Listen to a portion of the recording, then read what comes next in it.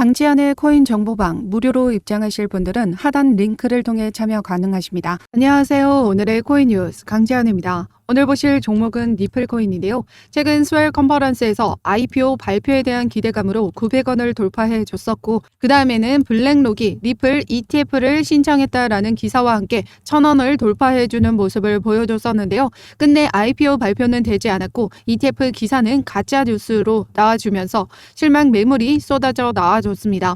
그러면서 지금 현재 계속해서 하락 흐름을 만들어내주고 있는 모습인데요. 오늘 날짜 기사를 보시면요. 리플 일주일 새 7% 하락 흐름 만들어내주고 있다. 그 이유는 뭘까요? 바로 전형적인 강세장의 조정을 만들어주고 있다라는 겁니다. 그 이후에는 일반적인 상승 추세가 재개될 가능성이 높다라고 분석했는데요. 그 다음 또 다른 기사를 보시면 이렇게 가격 하락하는데도 불구하고 고래들은 계속해서 거래량과 보유량을 늘려가고 있다라는 기사입니다.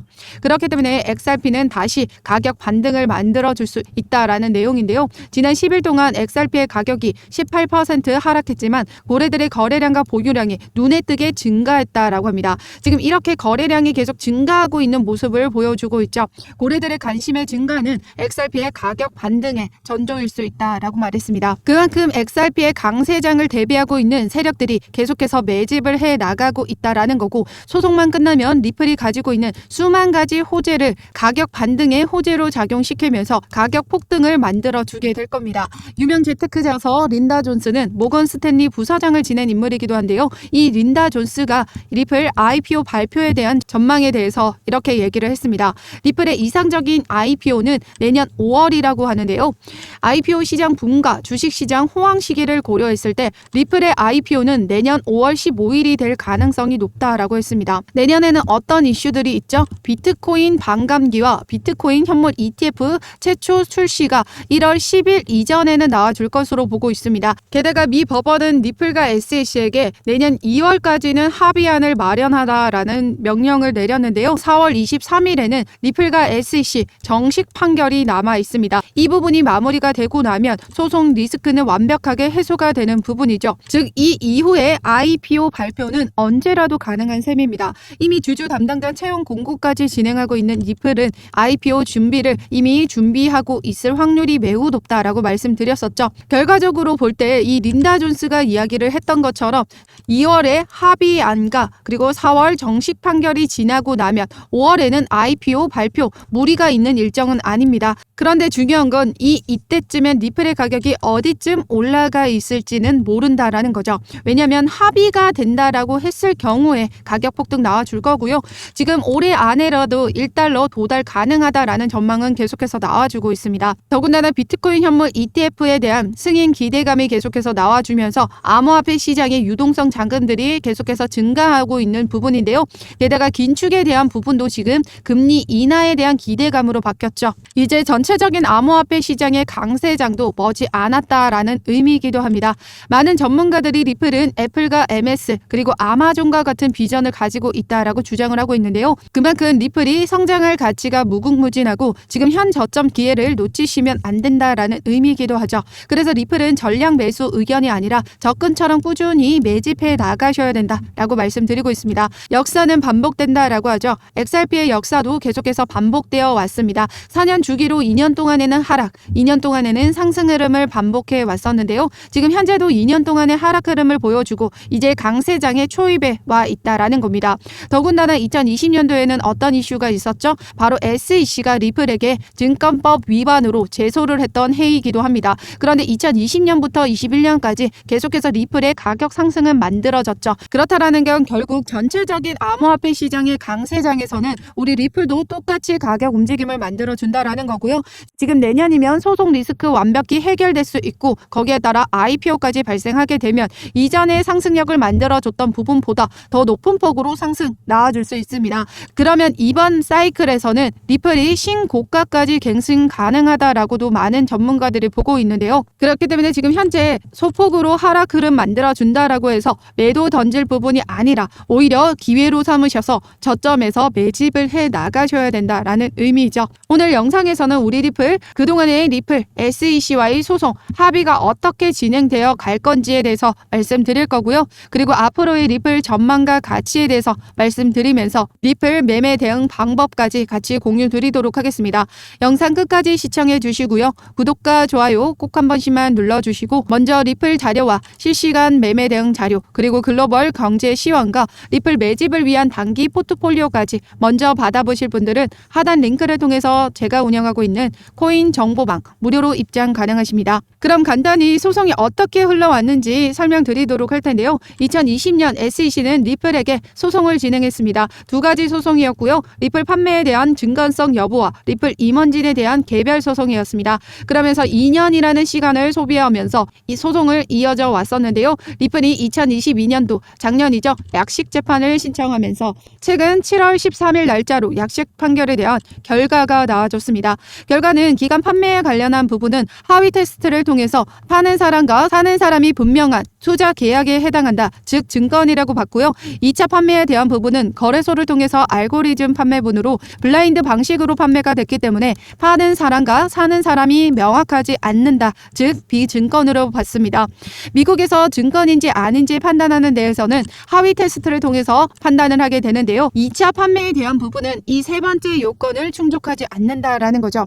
타인의 노력에 따라 수익이 발생하려면 파는 사람이 명확해야 하는데 이 블라인드 방식으로 판매가 됐기 때문에 증권으로 보지 않는다라는 겁니다. 즉 리플의 증권성은 판매 방식에 따라서 달라진다라는 판례를 만들어냈는데요. 그러면서 SEC는 중간항소를 신청했지만 기각이 됐습니다. 그러면서 SEC는 리플 임원진에 대한 소송을 취하했는데요. SEC가 주장했던 건 이 리플 임원진들이 증권법을 위반했다라는 걸 알면서도 무모하게 판매를 하고 방조했다라고 주장을 한 겁니다. 그런데 약식 판결 내용 자체를 보시면 판매 방식에 따라 증권법이 달라진다라는 건데 어떻게 리플 임원진들이 이 증권법 위반인 걸 알고 판매할 수 있었겠습니까? 더군다나 이 부분을 SEC가 증명을 해내야 승소하는 건이었거든요. 그렇기 때문에 SEC는 이를 증명해낼 수 없었기 때문에 소송을 취하했다라고 보시면 됩니다. 그러면서 최근에 11월 9일 날짜로 이 기간 판매에 관련한 부분에 대한 브리핑 일정을 법원에 제출했는데요. 그래서 미 법원은 지금 최종적으로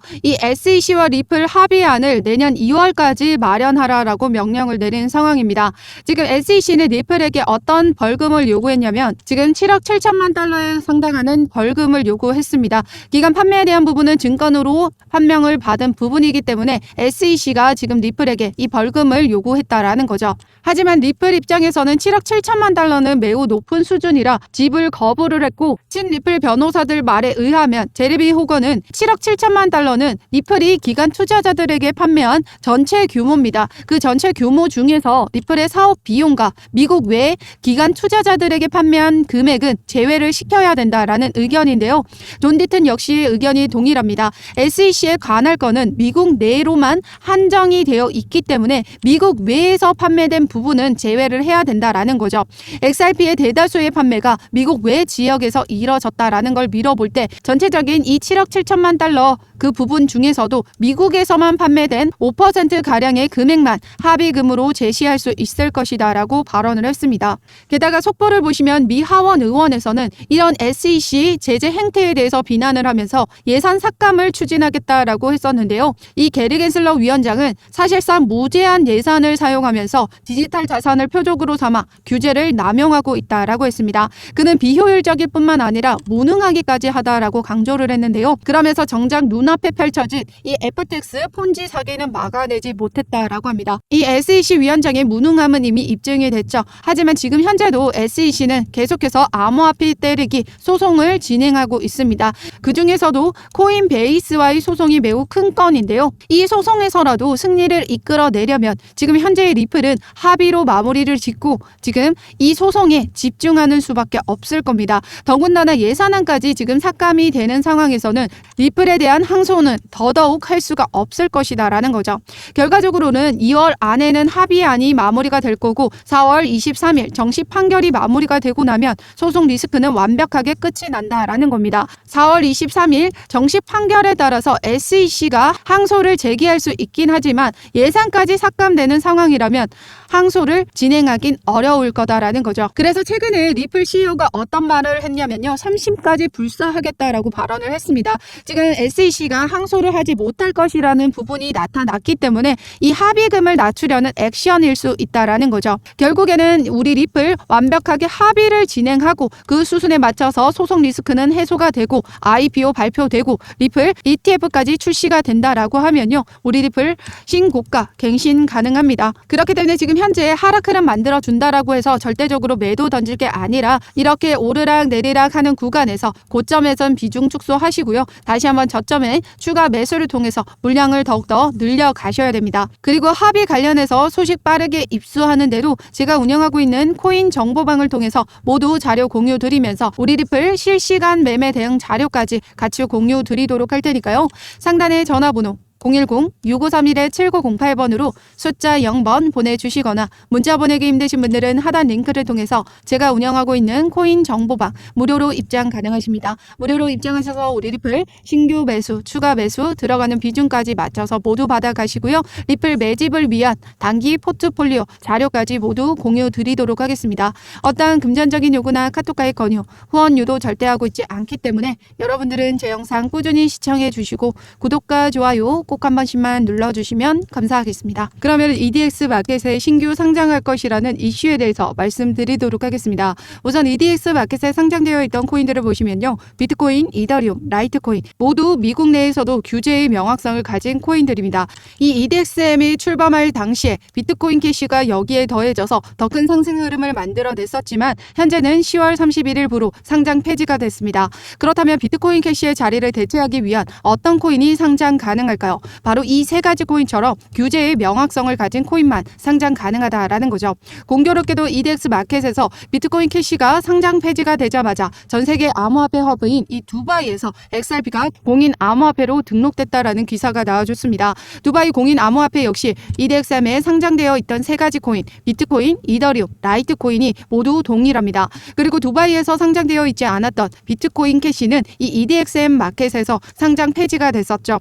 우연의 일치일까요? 이미 비트코인 캐시의 자리는 이 XRP가 될 거라는 여론은 지속적으로 나와줬었습니다. 지난 10월 초부터 비트코인 캐시에 대한 상장 폐지 소식은 들려왔었는데요. 그 자리를 XRP가 대신할 것이라는 추측까지 계속 나와줬었습니다. 결국 비트코인 캐시는 10월 31일 날짜로 상장 폐지가 됐고요. 전 세계적인 암호화폐 허브로 자리 잡은 이 두바이에서 XRP가 공인 암호화폐로서 규제의 명확성을 가진 코인이 됐다라는 게 우연의 일치일 순 없다라는 거죠. 더군다나 이 두바이에서 공인 암호화폐의 지위를 가진다라는 것만으로도 리플에겐 강력한 호재일 수밖에 없는데요. 두바이는 이 동양과 서양이 만나는 허브로서 독특한 지리적인 위치 덕분에 글로벌 시장으로 통하는 완벽한 관문으로 자리하고 있습니다. 두바이 국제금융센터는 중동, 아프리카, 남아시아를 이끄는 금융 허브로 작용하고 있는데요. 그렇다라는 건 전 세계의 절반의 막대한 자금이 움직이는 곳이기 때문에 자금의 유동성으로 인해서 XRP의 트랜잭션이 증가하게 되면 XRP의 가격은 올라가 줄 수밖에 없다라는 뜻이기도 합니다. 그렇기 때문에 두바이에서 리플이 공인 암호화폐로서 지위를 가졌다라는 건 규제의 명확성을 가지고 앞으로 더 그 가치를 높일 수 있다라는 거고요. 미국에서도 그런 움직임을 만들어 가줄 수 있다라는 거죠. 실제로 SEC와 리플은 지금 합의안을 지금 논의 중에 있습니다. 이제 곧 합의금에 대한 결과가 나와줄 거고요. 이 합의가 원만하게 마무리가 된다면 리플은 이제 미국 내에서도 규제의 명확성을 가지게 됩니다. 이전에 SEC 전 국장이 이런 말을 한 적이 있었죠. XRP가 비증권으로 인정받는다 하더라도 다른 토큰에는 선례로 인용돼선 안 된다라고 했습니다. 찐리플 변호사인 존 디튼 역시 리플 승소에도 다른 토큰들의 증권성 리스크는 여전하다라고 했는데요. 사건을 맡았던 아날리사 역시 해당 판결은 전적으로 XRP에만 해당한다라고 강조한 바 있습니다. 결과적으로 XRP만 비증권으로 인정되는 셈인데요. 기간 판매에 대한 합의금만 마무리가 된다면 XRP는 이제 미국 내에서도 비트코인과 이더리움, 라이트코인과 함께 더불어서 규제의 명확 명확성을 가진 코인 대열에 합류하게 되는 겁니다. 그렇다면 미국 거래소 내에서도 이 규제의 명확성을 가진 코인과 함께 XRP도 같이 신규 상장될 확률이 매우 높다라는 거죠. 근거 없는 수축이 아니라는 겁니다. 그럼 우리 리플은 단기적으로 1달러가 아닌 10달러 그 이상 가격 폭등을 만들어낼 수 있겠죠. 최근 기관과 세력들의 움직임을 보시면요. 계속해서 XRP를 매주 매집을 해 나가고 있습니다. 기관들은 매주 XRP를 매집해 나가고 있고 세력들의 움직임만 보시더라도 10월 14일 날짜로 총 공급량이 27%를 보유했었는데요. 지금 현재 11월 6일 날짜로는 46%나 보유하고 있다라고 했습니다. 지금 2배 가까운 물량을 더욱더 늘려갔다라는 움직임인데요. 이제 곧 XRP의 강세장이 머지 않았다라고 보고 있는데요. 그래서 오르락 내리락 하고 있는 이 구간에서 고점이 아닌 저점에 안전하게 매수가 잡고 진입해 나가시면 확실한 수익 만들어 가실 수 있습니다. 그래서 상단의 전화번호 010-6531-7908번으로 숫자 0번 보내주시거나 문자 보내기 힘드신 분들은 하단 링크를 통해서 제가 운영하고 있는 코인 정보방 무료로 입장 가능하십니다. 무료로 입장하셔서 우리 리플 신규 매수, 추가 매수 들어가는 비중까지 맞춰서 모두 받아가시고요. 리플 매집을 위한 단기 포트폴리오까지 모두 공유 드리고 있습니다. 어떠한 금전적인 요구나 카톡과의 권유, 후원유도 절대 하고 있지 않으니까요. 여러분들은 제 영상 꾸준히 시청해 주시고 구독과 좋아요 꼭 한 번씩만 눌러주시면 감사하겠습니다. 그럼 지금까지 영상 끝까지 시청해 주셔서 감사하고요. 오늘도 여러분들의 안전한 투자 기원하면서 오늘 영상 여기서 마치도록 하겠습니다. 감사합니다.